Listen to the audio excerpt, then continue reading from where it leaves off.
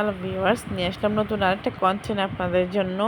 বুড়ি বা বট আমরা যেটাই বলি, রান্নার রেসিপি। তো চলেন রান্নায় চলে যাই, কথা না বাড়িয়ে। তো আমি পরিমাণ মতো তেল এবং পেঁয়াজগুলো আমি ব্রাউন কালার করে নিচ্ছি। এখানে সব ধরনের মশলাগুলো আমি একটা বাটির মধ্যে নিয়ে নিয়েছি। লাল মরিচের গুঁড়ো, ধনিয়া গুঁড়ো, হলুদ গুঁড়ো, পরিমাণ মতো লবণ এবং এখন আমি আদা রসুন বাটা এখানে অ্যাড করে নিয়েছি।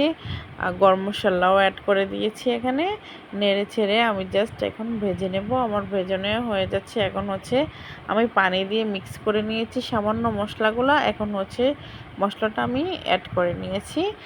তো আমি একজন গরিব মানুষ, তাই আপনাদের সামনে একই কড়াইয়ের মধ্যে বারবার রেসিপি নিয়ে আসি। আপনারা কেউ কিছু মনে করবেন না।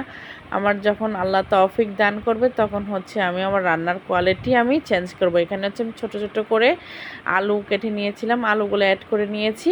আর আমি বট কেটে রাখা বটগুলো, প্রসেস করে রাখা বটগুলো আমি কড়াইয়ের মধ্যে অ্যাড করে নিয়েছি। এখন ভালোভাবে নেড়ে ছেড়ে হালকা সামান্য একটু পানি দিয়ে একটু জাস্ট কষিয়ে নিব। খুব চমৎকার দেখতে লাগছে কালারটা, আর খেতেও কিন্তু অনেক সুস্বাদু হয়েছে।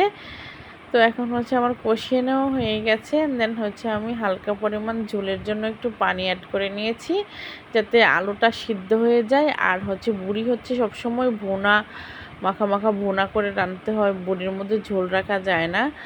অনেকেই এখন আমি লাস্ট জিরে অ্যাড করে নিয়েছি। জিরে পাউডার আমি পাটায় বেটে করে রেখেছিলাম ভেজে, তো এটা অ্যাড করে নিয়েছি।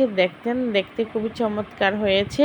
অ্যান্ড দেন আমার রান্নাটাও হয়ে গেছে। তো যাদের আমার রান্নাটা দেখে আমার পেজে আমি কড়াই দেখাতে নয়, আমি কাজ করতে এসেছি পেজে।